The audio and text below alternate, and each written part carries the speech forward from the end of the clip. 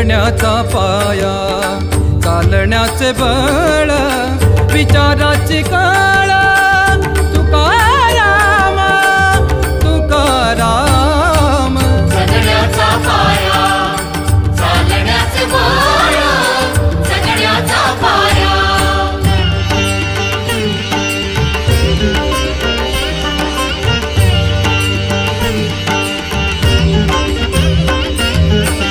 शब्दांचे इमान, अक्षरांचे रान, शब्दांचे इमान, अक्षरांचे रान, अभंगाचे पान.